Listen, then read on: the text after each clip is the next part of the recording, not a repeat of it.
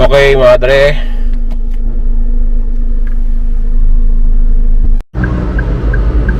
Okay, tambay muna tayo dito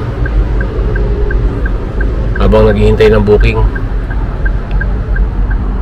Wala pang booking, lumabas tayo ng bahay.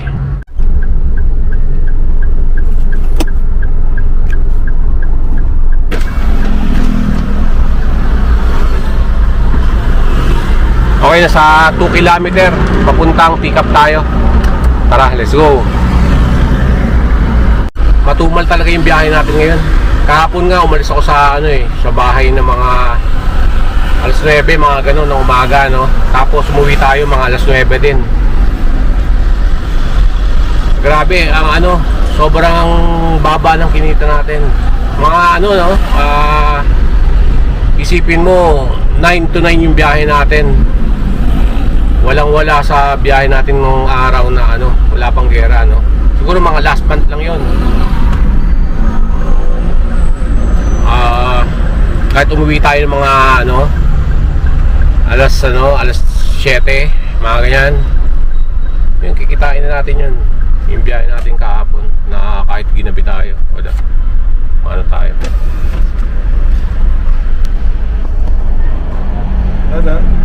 Pick up? Pick up lang. Pero kahit sanggol makakapaiyak sa baba ng fare ngayon. Tapos sa taas ng gasolina. Tayo, advice ko lang, no? Ano lang tayo? Biyahe lang tayo ng biyahe.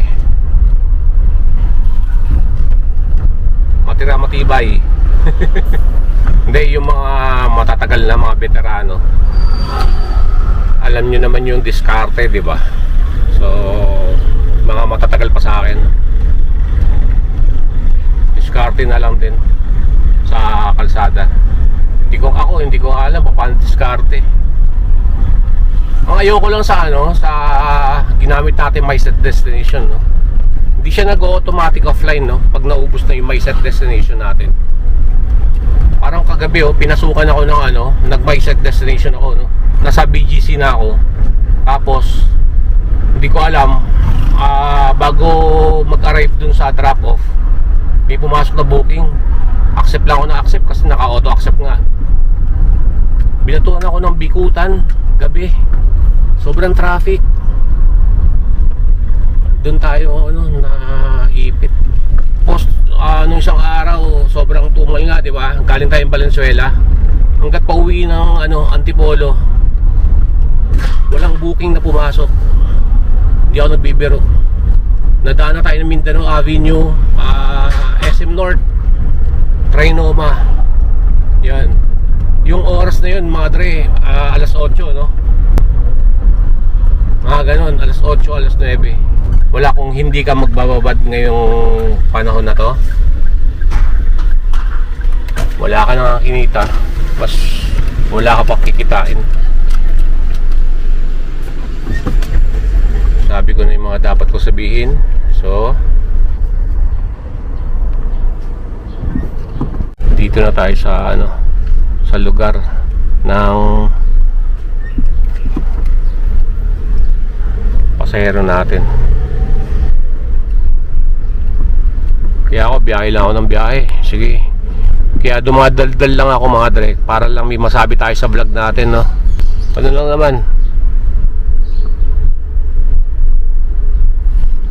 baka sabihin nyo puro angal ako. Para lang may masabi tayo sa vlog natin, sa video natin. Kaya sinasabi ko lang yung mga pumapasok sa isipan ko. Mahirap naman pag tahimik, di ba?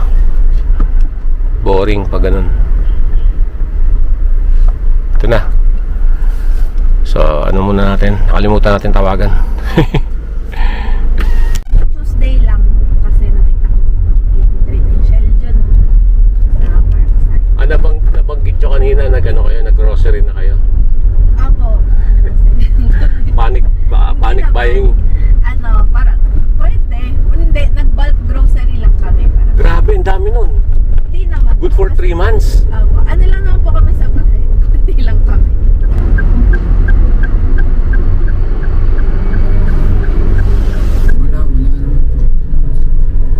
Yung pangalawang booking natin na drop off na natin, mga dre.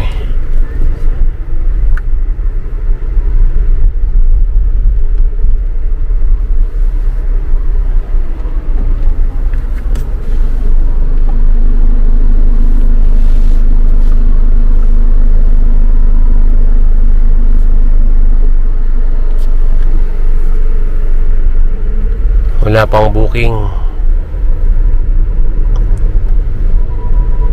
Labas muna ako dito.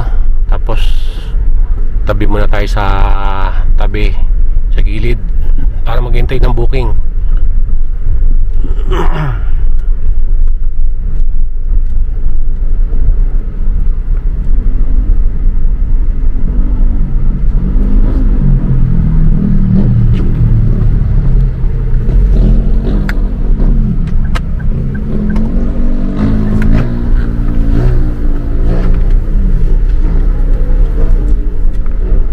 Dito muna tayo.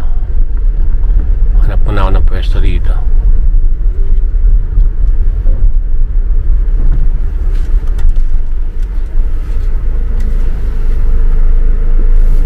Okay, may booking tayo mga dre. Ito yung pangatlong booking natin. Gusto natin na drop off kanina. Dito rin yung pick up natin ngayon. Boss, ano lang? Pick up lang? Wala siyang chat, sir. Wala eh. Hello po. Kailangan nag-iiwan talaga ng message yung mga pasahero kapag maigpit sa condominium, no? Para pag tinanong ng guard, hindi na hassle.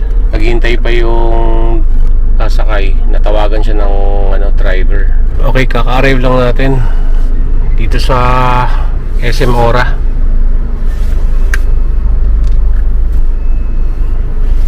₱81.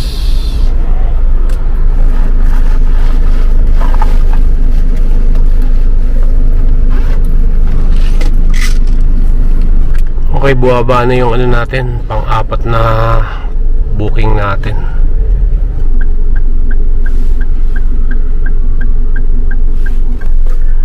Nagtitipid din yung mga tao ngayon. Wala pa tayo natatanggap na cash. Kapon bumiyahe tayo, siguro 2. Sa 12 na biyahe natin, 2 o 3 lang yung nagbayad ng cash. Puro Grab Pay. Tapos ngayon wala pang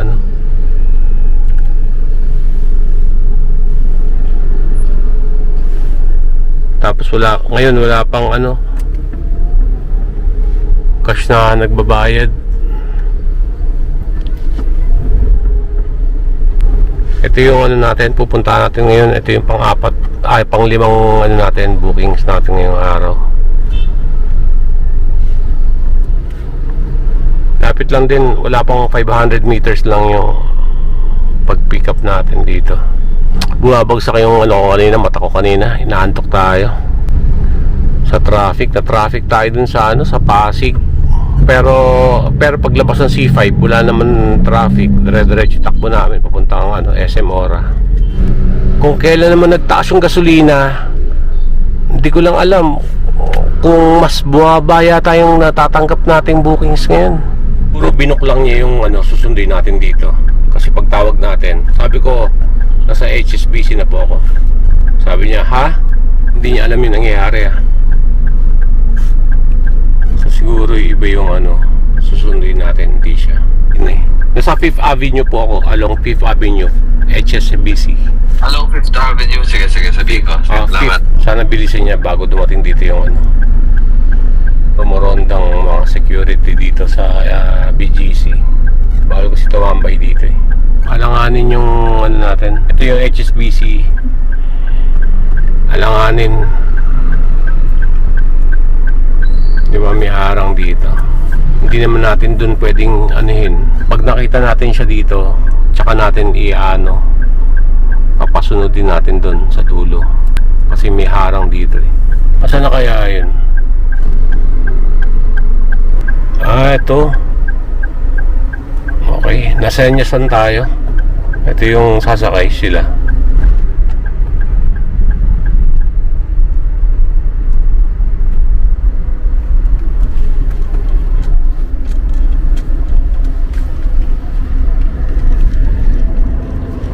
May Humarang din dito.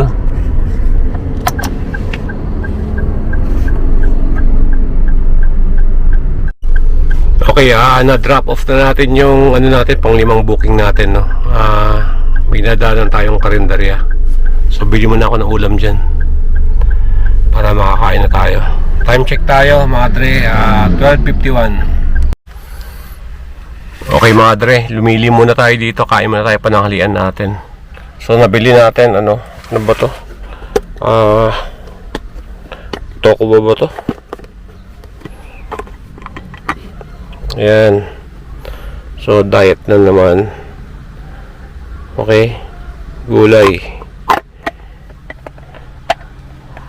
Para ano tayo, kahit pa paano makatipid-tipid sa ano, pagtaas ng gasolina sa hina ng biyahe. All goods. Kita-kits tayo mamaya, mga dre. Kain muna ako.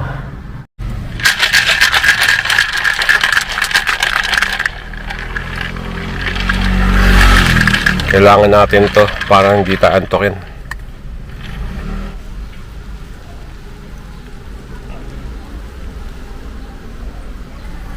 Cheers.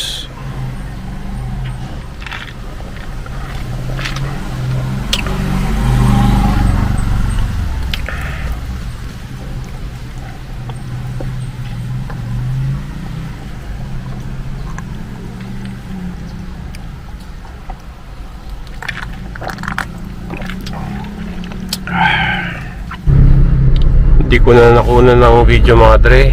Kakababa lang ng pang-anim na booking natin. Dito ngayon tayo sa Quirino Highway. Tapos may pupuntahan tayong booking ngayon. Dito, McDonald's. Near McDonald's daw eh. So, pasok natin sa McDonald's. Hindi ko alam kung saan yung sinasabi niya near McDonald's na yan. Binigyan nga pala tayo ng tip kanina. Ngayon lang, 100. So, iniipon natin yan. Lahat ng mga sobrang bayad, iniipon natin. Dito tayo sa lilim. Sa tapat ba kayo ng McDo? Po sir, dito po sa McDo. Okay, thank you. Sige. Andawin na. Thank you. Dadagsaan na yung mga ano ngayon, mga truck. Dito ngayon tayo sa ano, Valenzuela, mga dre. So na drop off na natin yung pang-7 nating ano, pasahero. Bale, naghihintay muna ako ng booking dito at tumabi muna tayo sa ano, sa gilid. Nandito tayo ngayon sa Valenzuela. Batang to. Tumupi oh. Ay nako. Hindi man lang binalik. Minsan nasagi yung side mirror ko ng motor. Umutupi pa ganun, no? Ewan ko sa inyo kung ano, kung ako lang nakaka-experience nun. Minsan kasi mga motor dire-diretso, walang preno. Nila, tansyado na nila yung ano, yung dadaanan nila, di ba? Side mirror ko minsan naman, hindi naman, tumatama lang. Siyempre, nakagasgasan din yan. Ay nako, wala pa rin ano, booking ng bakery. Bili muna tayo ng tinapay natin. Okay, kaka-arrive ko lang dito sa ano. Tatawagan na rin natin to.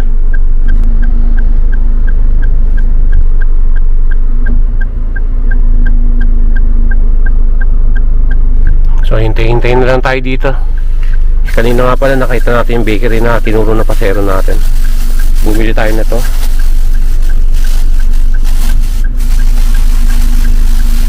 Ito. Saka ito. Yeah. Saka ito. All goods. Hindi ganun kataas yung fare dito compared do sa ano talaga no, mapadbad ka sa ano Makati, yan BGC. Hindi naman ganun ka daming nagbo-book ngayon na tuloy-tuloy, no. Eh minsan na ano tayo, naghihintay talaga tayo ng booking. Hindi tayo paikot-ikot. Hindi katulad nung araw na ano, hindi pa nagkakagulo sa ibang bansa. Tuloy-tuloy yung ano natin, pasok ng booking. Hindi ko natingnan kung saan yung hatid nito. Kapag dito uli sa Valenzuela, siguro gamit tayo ng isang MySet destination papuntang ano tayo, Winsons, Manila. Tapos from doon, gamit tayo isang may set destination, pauwi ng bahay. All goods na yun. So kailangan talaga may plano mga tre. Sa umaga hanggang hapon, yun, hindi na tayo nagpaplano, basta biyahe lang tayo ng biyahe. Pero pag dating ng mga rush hour, kailangan dumiskarte na tayo kung saan yung area na mataas yung bigay ng fare. All goods mga tre, kita-kits.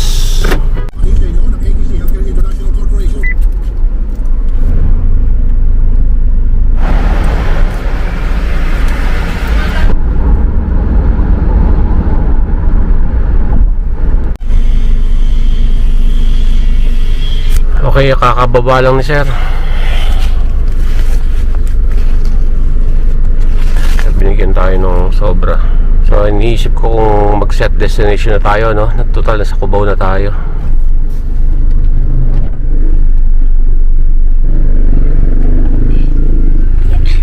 So dito tayo hatid sa Green Hills. Maraming tao ngayon kasi Friday. Binabanatan na natin yung nabili natin pang merienda natin.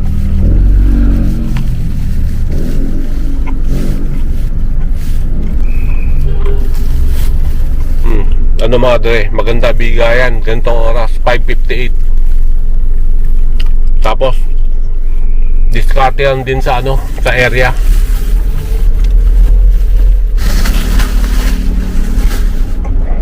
Green Hills papuntang Marikina.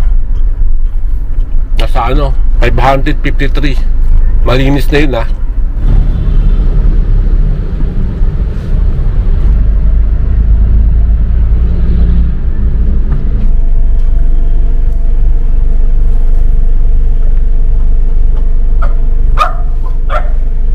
mukhang malaki yung discount niya ate. 553. Tapos naging 252 na lang.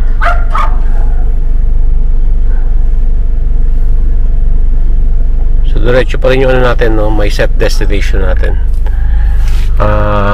Dito pa rin tayo sa Marikina. Siguro uwi na tayo mga dre. Nasa pa lang 7:13 gabi. Bali madre, ang naging konsumo ng gas natin, nagbawas yung natin ng 2 bar. Yun yung naging konsumo ng gas natin. Okay, bumiyahe tayo kanina umaga ng mga 9, no? Tapos uwi na tayo mga 7 kasi pabigat yung traffic.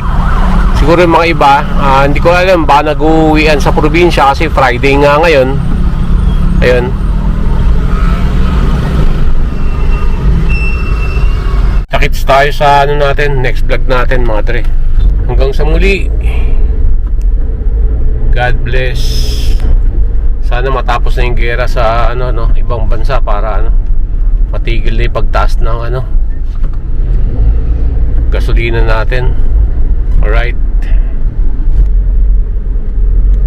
Bago umuwi, may bibilin muna ako dito sa Dali. All goods.